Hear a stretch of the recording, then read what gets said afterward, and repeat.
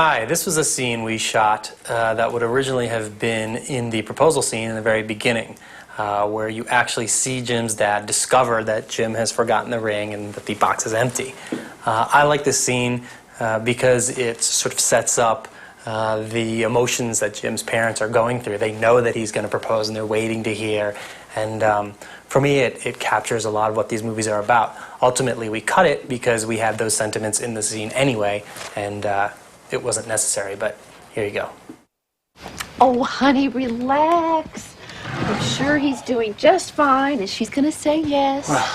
I don't know who's more nervous, me or Jim. I mean, he was so worried Michelle would find that ring, he must have hid the darn thing in 20 different places. In his sock, in the drawer, in the box, out of the box. I'll tell you, honey, what men won't do for love. I can't believe this little guy is getting married.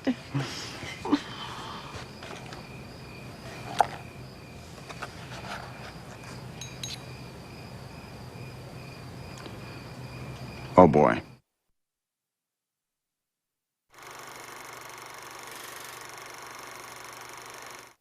Okay, these next couple scenes set up a storyline that we ultimately didn't use. The idea was that Jim's grandma wasn't well, and Jim's dad is worried that grandma won't ultimately be around to see the wedding.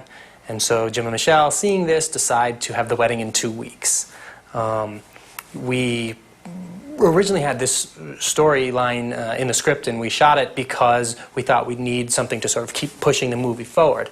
Ultimately, when we got in the editing room, we realized that we didn't need them, and the movie moved even faster without that storyline. But I like them because they sort of show that dynamic that I love between Jim and his dad, and between Jim and Michelle, and it's also got some funny Eugene stuff in it. So here you go. Dad. Hey, we're gonna go open some presents. What are you doing here? Oh, I was just reminiscing, I guess. Son, I was remembering the day Grandma first laid eyes on you. Just after you were born, we brought you back from the hospital, giving you a little bath, and she looked down and said, "Where's his thingy?" And I said, "Well, you got to look, Ma. I mean, it's there. I mean, it wasn't freakish or anything." But, Boy, that's a really great story, Dad. but there was nothing there. And then she picked you up, and I remember you looked right in her eyes, and I hadn't seen her smile like that since Grandpa was alive. Just something I'll never forget. Well, I wish Grandma could be here today. And I really hope she can make the wedding. I know it would make her really happy to be there. Well, let's open those presents.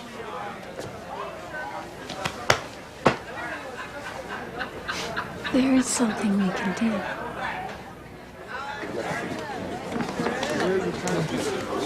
Listen up, everybody.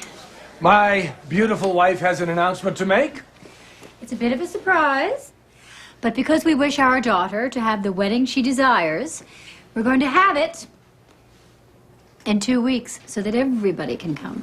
Oh, no, no, no. Oh, no, Jim. Yes. Oh, no, I appreciate that. No, Don't change it. Dad, do not say no. This is great. Michelle and I are both okay with this. You are going to see Grandma happy again.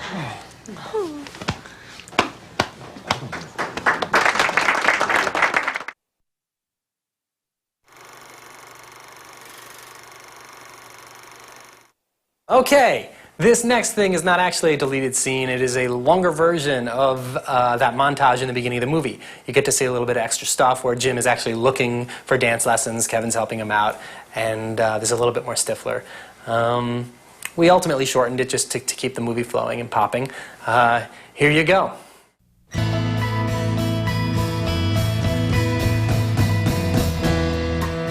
you. Thank you, Noah. Score! Tell you to score! You say everything I say. What's in that book, Stifler? New plays, coach. Show him to me. I'm not finished with them yet. Right, side, back step, side, back step, kick, hold. Are you kidding me? Excuse me. You almost hit me in the face. You're arguing with an 8-year-old. Excuse me. Did you see what she did? Can you please leave? Please leave.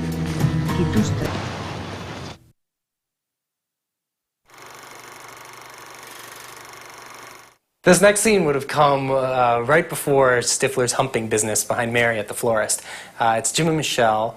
I originally wrote it to I felt like we needed to keep tabs on what those two were doing at this point in the script. It also keeps the storyline going that Michelle is having problems with her vows. And also the studio had said at one point, well, we also want some indication of what these guys are doing with their future. And I thought that was a good idea. And so there's a couple lines in here that just give you a slight hint of what Jim and Michelle might do career-wise after college. Again, ultimately, we cut this because you sort of, all those storylines sort of track without this scene. But I think it does ultimately add something, so take a look. They're all very beautiful. I will say that. Roses, these I know. So, have you written your vows yet? Cause I gotta be honest, I'm having some trouble with mine. Okay, Mr. 720 on the SAT verbal and future famous writer. I know you're just checking to see if I'm okay. Well, future famous flutist, which is pretty fun to say. We only have 4 days left. It's totally okay if you need some help. If I don't write them myself, then I'm explaining why somebody else thinks I love you. They have to be all my own words. Michelle, we're waiting for you guys out back. Future famous flutist, follow florist.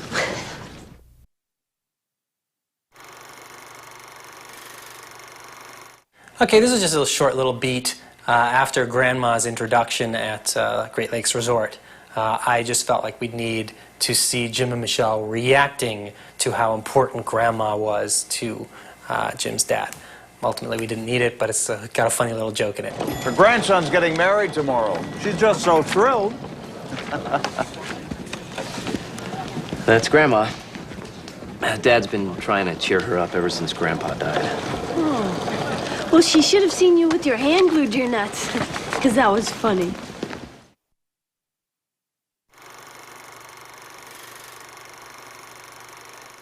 So now we're to the pool scene.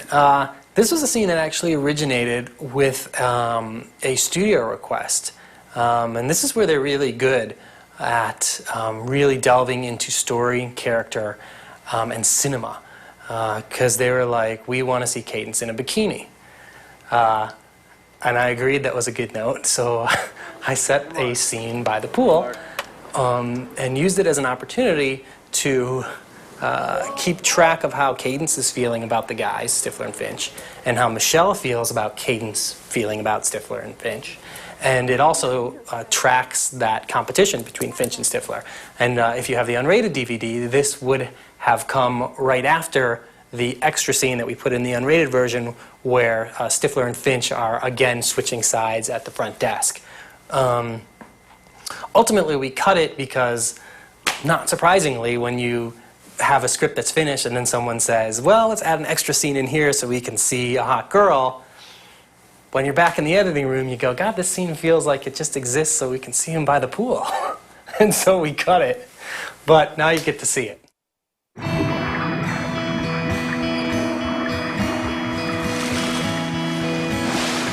So what's up on the guy front? Finch is funny and stuff. But, you know, there's something more to Steve. You know, he's considerate, you know? Actually, Stifler's kind of a jerk. Yeah, watching the dogs for Mom and helping out with the wedding. It's very rude. No, he's just putting on a show. He's just doing that so he can bone you. Well, how is he normally? Like, fuck, shit, pussy, shit, fuck, pussy. Okay, so he swears a lot? No, he's a dick to people. Maybe he just feels more comfortable around me. Well, maybe you could reconsider Finch. You know, he knows Tai Chi. Is that what that is? How long's he been there? Ever since Steve started working out in front of us?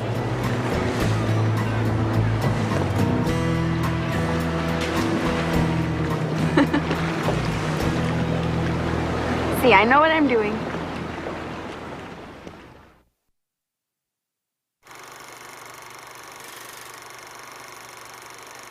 All right, this is a short little scene that would have come after the pube shaving bit, where just Michelle is trying to explain what happened to her parents. I sort of always, I really fought for this scene. The studio kept saying, cut it, cut it, cut it. Even in the script, we don't need it. And I was like, no, because we're going to wonder what Michelle's parents think about this. And we need to see them given some sort of excuse. Like, ultimately, it just, we didn't need it, and I was totally incorrect. But I don't understand why it needed shaving. It's a Jewish tradition. My God, they just cut everything below the waist, don't they?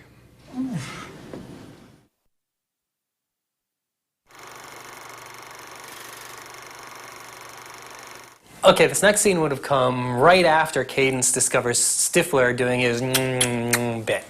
The idea was that I felt like we need to know how Michelle was feeling about this, and Jim and Cadence, and the idea was to make it sort of a depressing scene to let us know, boy, this wedding's not going so well, everybody's getting sad.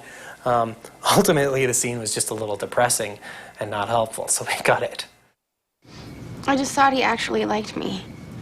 I'm so stupid for not listening to you. No, Cadence, I should have stopped it right away. I'm just stupid shit. Tráilers. Michelle, forget about Grandma. Forget about the shiksa stuff. She's old. What does she know? What does Grandma know? She doesn't get it, okay? I'm so sorry, Michelle. I forgot about that.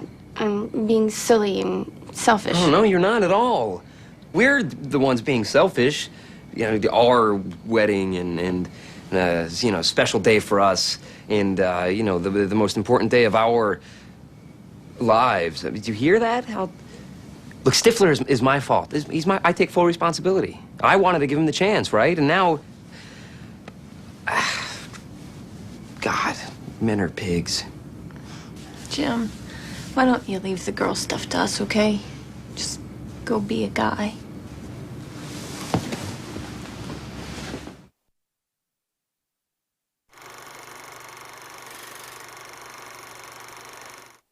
Okay, this next bit would have come right after the wedding, right at the top of the reception. It's just a little bit at the head table, which I thought would sort of put a kind of capper on Jim and Michelle and Kate and Stifler. Yeah.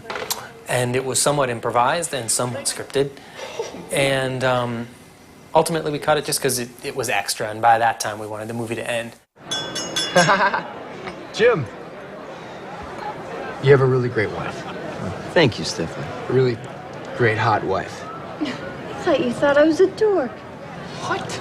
A hot dork? Really? You really think that? Ever since Jim told us about prom night? Wait a second. You play any instruments? The tuba. Whoa. How great is that? You know what's really weird? If you keep this up, Yeah? you might be Jim's brother-in-law. That's fucking horrifying.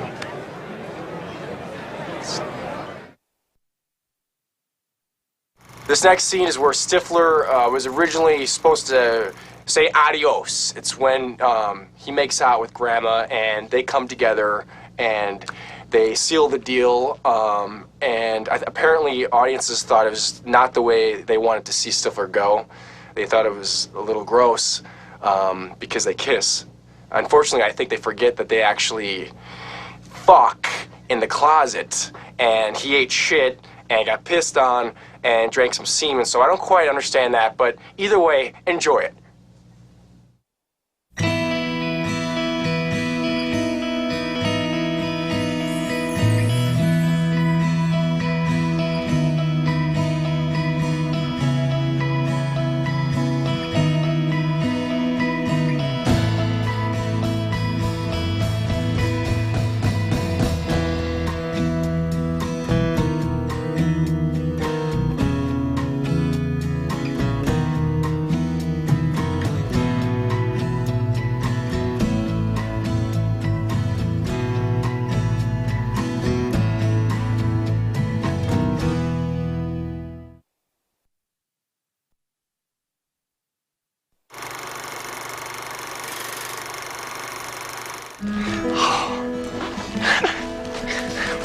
Work it to own it, 'cause a minute to win it, baby.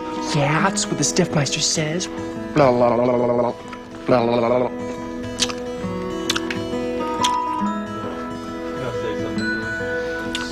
This is so great. Oh, wow. Oh, more. Woo! Oh, guess you like it rough, huh? Wow. Amazing. This is so great. Cadence is so beautiful. Oh, Eds, I love you. Whew. There goes those. Oh, I'm sorry, wrong hole. I was really nervous. Holy shit. Oh my God. Feels like twigs and berries. Insertion complete, I guess. Wow. Talk a little bit about the Stifler vernacular. Now, Adam Hers originally wrote the part, all 3 scripts he wrote, and did a great job, and I was very blessed to play this part in all those movies. And I think in the 3rd one, what I wanted to do was show that he's truly insane.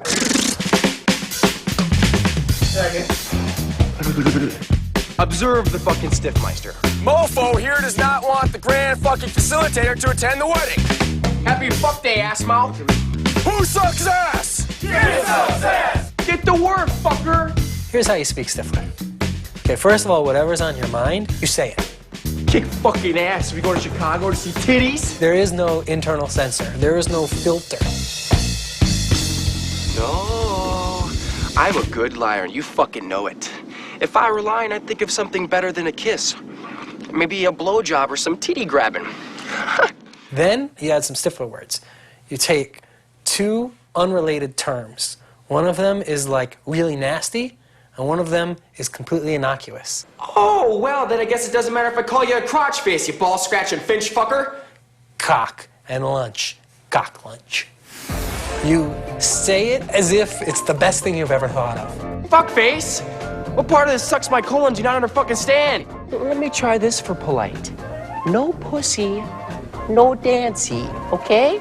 No pussy, no dancy. The thing about writing for Stifler is, first of all, Sean isn't that guy, but he completely gets it. When he came in and read for that part way back on Pi 1 when he was working at Home Depot, it was just like, that is the guy. Like, no doubt. Cast him, pay him, put him in the movie. Hi, my name's Sean Scott. Nova! Hey, Stifler! You coming to a party tonight, fuckface? Depends. Why, you gonna be there? Ooh, you're such a funny little prick. He takes it and just, it goes from like words on the page to just like, whew. And action. You know, it's time to boom boom with the bridesmaids. Like, he shows up, and that was the first day, and he goes, and with the drink cup. It's time for me to boom boom with the bridesmaids, finch fucker. 'Cause I'm gonna hang out with my wang out. I was like, oh my God. Like, I don't know how to describe it other than you just sit back, it's like fireworks. And I'm gonna rock out with my cock out.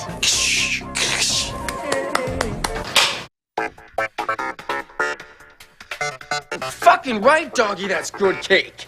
I would look at opportunities within the scene and go, all right, I really love this line. I think it's great. It's probably going to stay in the movie, but this is the last time we're going to do American Pie 3, so I'm going to think of 6 alternate lines. The scene at the front desk of the hotel where Sean has a stream of profanity that is so colorful, and he must have done it 100 times that day, and every once in a while he'd go off and embroider. Well, then I guess it doesn't matter if I call you a crotch face, you anal blasting finch fucker.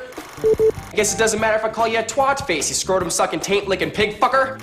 Well, then I guess it doesn't matter if I call you a crotch face, you chote licking finch fucker. Oh, well, then I guess it doesn't matter if I call you a crotch face, you salad tossing finch fucker. Or better yet, go blow your dad. And I'm watching the scene. I'm not in it. I'm just sitting there watching, cracking up, loving life. And I look over my shoulder, and there's this older woman, and she's a hotel guest, and she's standing there going, He works with profanity, like Picasso worked with oil, something like that. And from one idea that Adam Hers had written, give him an arsenal of things that would be, useful. There's a scene with me and Eddie K. Thomas and January Jones towards the end of the movie when January finds out that Stifler's not really the guy he's been acting like, even though you know, it's so obvious, you know what I mean? But for her, obviously, it's not. And Jesse, like, I liked the dialogue that was written, but I thought, if this girl's gonna catch Stifler, let's catch him at his worst. And Jesse said, you should talk about milking a cow. I was like, what the fuck does that mean, dude? I was like, all right. The thing with him is, and all these actors are, they're so good, you can kind of give them lines and they're able to take an idea and make it better in their own way and kind of own the idea. So we did the scene. It was a scene where I was like, I finally get to Finch, and I'm like, you know, it's like, oh, wedding this, suck my ass that, I'm special, you're special, we're all just a bunch of special fuckers. Well, you know what? I want my special virgin pussy, and I especially want to get out of here. I want my special virgin pussy, and I want to get the fuck out of here. Don't count on that. Oh! But I kind of thought that was a little too harsh. And I was like, what I liked is like, you know, when you watch Good Times or something or whatever, the people are like, and she was like, and I was like this, and she was like this, and I was like this, and I just liked that banner, so I was like, how do I incorporate that and the fucking milking of the cow into this scene? So I go, oh, wedding this, suck my ass that, I'm special, you're special, we're all just a bunch of special fuckers, aren't we? Well, you know what? I'm going to get laid, Finch fucker, and it's going to be oh so good. It's going to be like, you like this shit, mama? And she's going to be like, fucking right, doggy, give it to me, suck on my nipples like you're milking a cow. It's going to be like, wow. And then she's behind me like, and he gives me a look, I'm like, wow. And I look, I'm like, oh, wedding this, suck my ass that, I'm special, you're special, we're all just a bunch of special fuckers. Well, you know, I'm gonna have a sex with the cadence. It's gonna be like milking a cow. It's gonna be like, you like this shit, mama? And she's gonna be like, fucking right, daddy, give it to me, suck on my nipples. It's gonna be like, oh yeah, sucking a cow's nipples, right?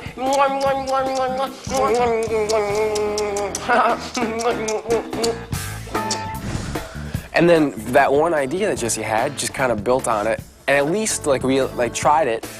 We thought it was funny. This sucks. Great. Check that. And it was just great that, especially at this stage, that they've had enough faith in us just to kind of take an idea and go with it. I'm still gonna play it, I think, the same way you have it written. Just where it's like, because that's how I feel like it should be. It's just like, it's so great, it's like, fuck. I'll tell you one thing about writing Stifler for 3 movies now is like originally Stifler was like a little part of me and something I had observed in other people, and like you sort of secretly admire that. Like, wow, he just doesn't fucking care. By the time I was done with Pi 2, like I started doing it. Like, and I think I started pissing people off because like I couldn't help but like I started believing in my own character, and like, you know, it's kind of freeing. Fuckface. Holy fucking shit, Bangkok. Fuck you. Who sucks doggy dick? Dick. Suck my dick. Did I say that out loud? Let's discuss Jim's region for a second, because I think Jim's region is the most underrated region. Let's call it a character, shall we? You know, I tried in my negotiations for this one to get my region as a credited. Oh, And let's get this. I'm naughty, baby. Yeah. On its own bill, somewhere between myself and Eugene, or somewhere. It was gonna be Jason Biggs's crotch. Again, we're shooting at this hotel, which is where the Flaherty Levinson wedding is taking place in the movie, and in one of the major sequences, Jim, of course, shaves his balls to the quick. We have millions of dollars and incredibly talented people all collecting their intellect and their skills and their creativity to create a pube tornado.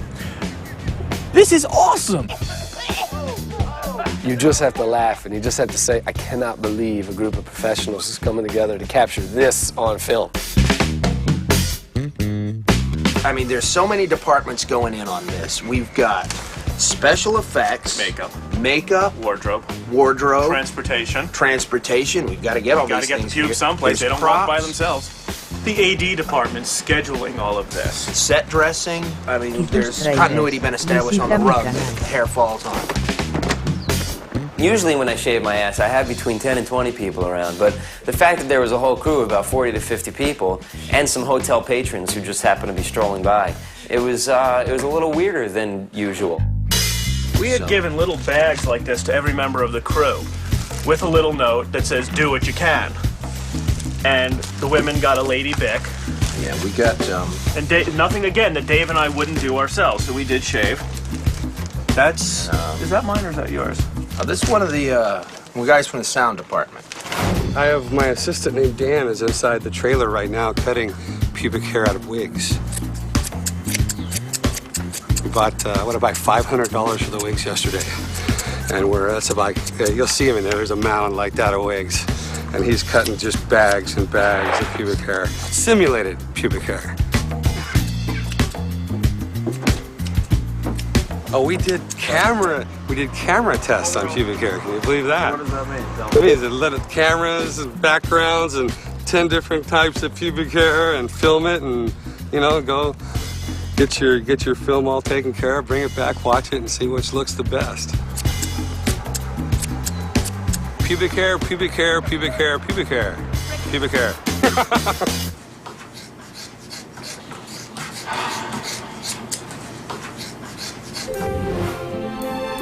So here we are, you know, we're at this beautiful, beautiful resort up north. It's kind of a family place. There's kids and bikes and skateboards and all that. And if really they had any idea what's going on right up there, probably wouldn't be too happy about it.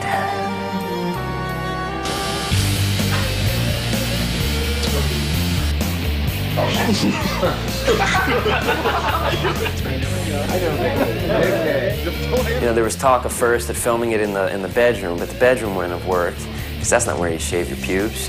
You know, if you do shave your pubes, you do it in the bathroom. So we went into the bathroom, and the bathroom's good because you could play to the mirror. You know, you could play the whole thing to the mirror, and from there you get the idea to, you know, you see in the mirror, you get the idea to, oh, the ass. So then you could play to the mirror doing the ass, you know? I mean, if you were, you know, if you don't have that mirror, then it's just like you're going on pure touch. And granted, I touch my ass often, but it still would be a little strange, you know? You know, after I cut myself, I got and that was funny. I got the little cut. I was thinking about, you know, something or that's too much. I thought it'd be funny if in my attempt to get under there, I sort of brought my foot up like this and got a little limber so that I can just get right under there. And I think they got a cool shot from behind. And there's that shot. I think it could cut together pretty well, pretty funny.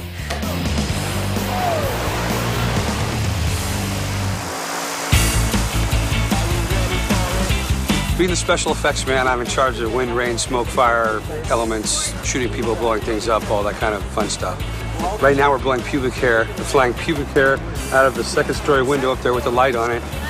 It's going to come out of the window, float down, and be sucked into a exhaust fan over there with the louvers on that's not on yet. Jason Biggs will be over there throwing the pubic hair out with a towel or a little carpet he has there underneath him that he was shaving himself over.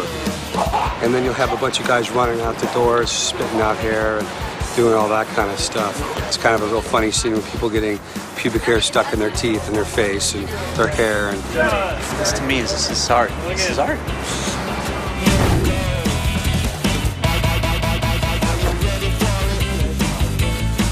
Okay, here we go.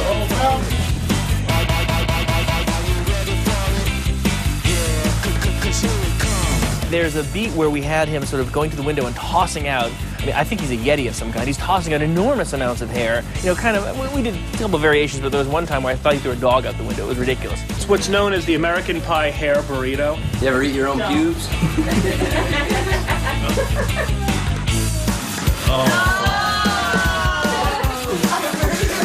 That was the worst joke ever. We do what we can. An air mover suction unit.